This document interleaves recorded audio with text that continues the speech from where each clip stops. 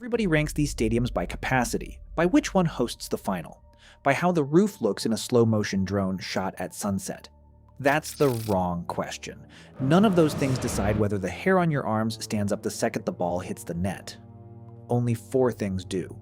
How loud it gets, how close and how steep the stands sit over the grass, how much history is baked into the concrete, and how much the moment in front of you actually matters. Atmosphere. That's the only lens that counts here. So I'm not ranking these 1 to 16, I'm sorting all 16 World Cup 2026 stadiums into tiers, S at the top, D at the bottom, by one thing: how it feels to be inside when the place goes off. And the stadium hosting the final? It's not in S, it's not even in A. Stick around for that one, because I already know it's going to start a fight. Here's how the tiers work. S tier is a cathedral. The noise stops being something you hear and becomes something you feel in your chest. A tier is genuinely loud and genuinely tight, a real road nightmare for a visiting team. B tier is a great night that something holds back. Too big, too neutral, or too open to the sky. C tier is the cavernous bowls. Enormous capacity, and the sound just leaks out into the night and dies. And D tier is where atmosphere goes to die in the first place. Beautiful buildings. Dead air. 4 sub-factors feed every single placement. Noise.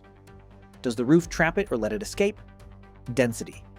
Steep and right on top of you, or wide and flat? History.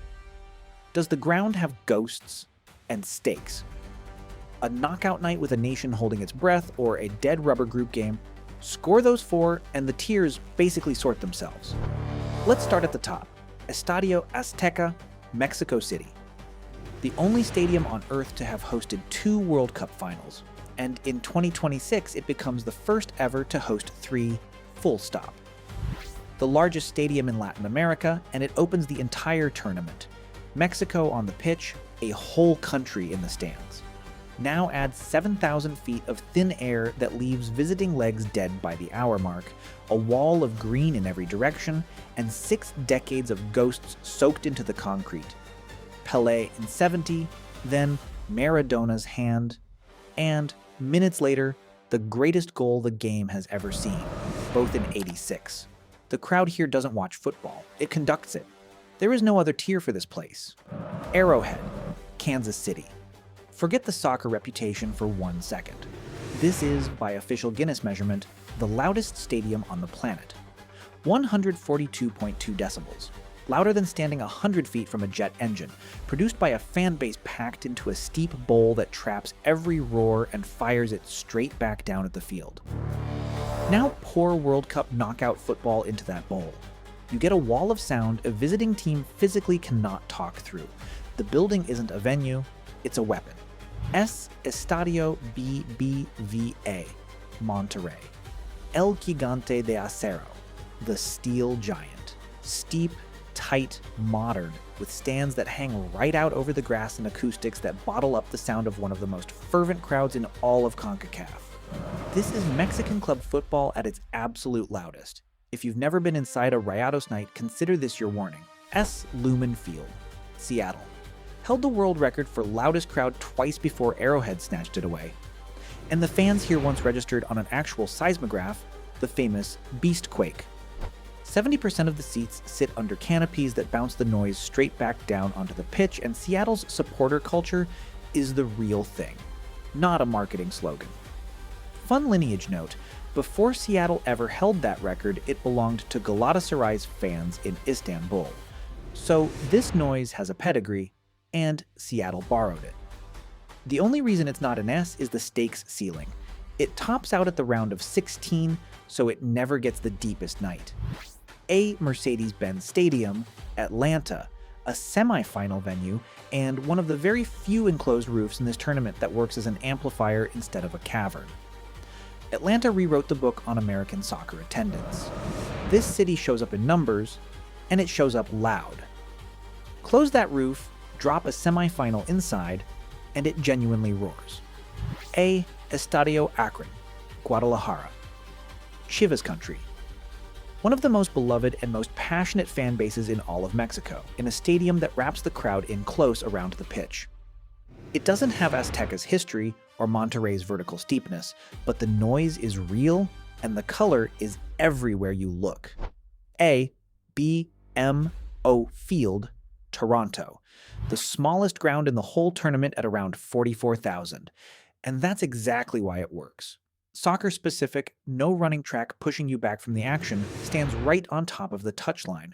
Per seat, it might outshout half the giant bowls ranked above it. The ceiling on raw volume is just lower because the building itself is B. Lincoln Financial Field, Philadelphia. Philadelphia is, pound for pound, the most hostile sports crowd in America, and the Link is where that energy lives. Open to the sky, so it loses some acoustic trapping, and a neutral World Cup tie won't summon full Eagles venom on its own. But if the US or a big traveling support lands here, this place turns nasty in the best possible way. BBC Place, Vancouver. A retractable roof that, sealed shut, locks the sound in nicely. The catch is the crowd. A polite, largely neutral Canadian audience for most fixtures, under a fabric roof that doesn't punch the way Atlanta's does. Comfortable, contained, and only rarely intimidating.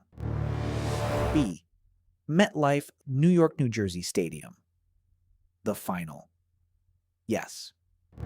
The biggest match on Earth, the closing act of the entire tournament. In C tier. Here's exactly why, and I'll defend every word of it. A World Cup final crowd is the most neutral, most corporate, most tourist-heavy audience of the entire month. Sponsors, lottery winners, neutrals who'd happily cheer either side. All of them spread thin across a vast, open NFL bowl that was engineered to let sound escape into the Jersey night sky. The stakes are S+, but atmosphere is not stakes. The final will be historic. It will not be loud. See AT&T Stadium, Dallas, a semifinal and 9 matches more than any other venue. And it has a roof. So why is it down here? Because Jerry World is so colossal that the sound has somewhere to go and die. That famous hanging video board is a cathedral ceiling. The acoustics are a warehouse. Spectacular, enormous, and strangely quiet for its size. See SoFi Stadium, Los Angeles. The single most beautiful building in the tournament, with an open-sided canopy that lets the noise drift right out over Inglewood.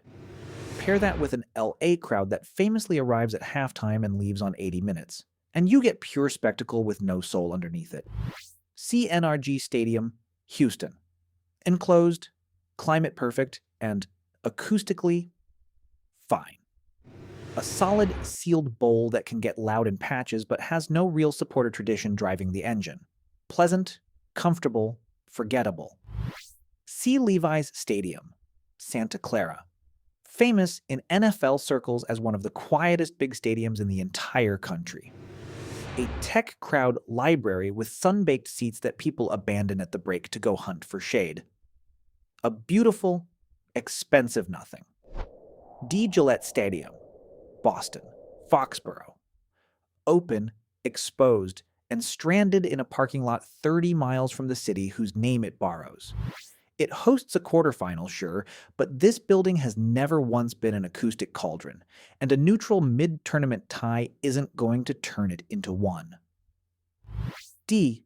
Hard Rock Stadium, Miami.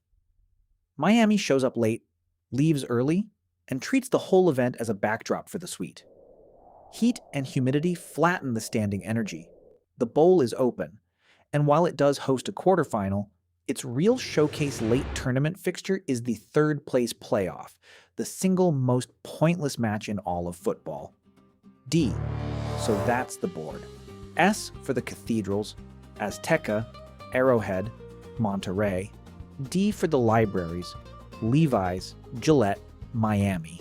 And the final venue parked down in C, completely on purpose. But I already know which placement is going to set you off. Maybe it's MetLife. The final itself, dropped into the same tier as a group stage night in Houston. Maybe it's Arrowhead sitting in S above Azteca, an NFL stadium ranked over the most storied ground in the history of the sport.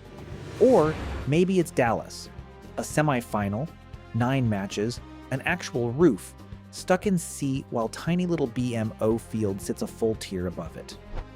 One of these tiers is wrong. I want you to tell me which one. Not just, I disagree. Give me the stadium, the tier you'd move it to, and the one thing about atmosphere I clearly don't understand. Best argument in the comments, I move that stadium in the next video and credit you by name. Now go find your tier, and if you're the one heading to Arrowhead, bring earplugs. I'm not joking.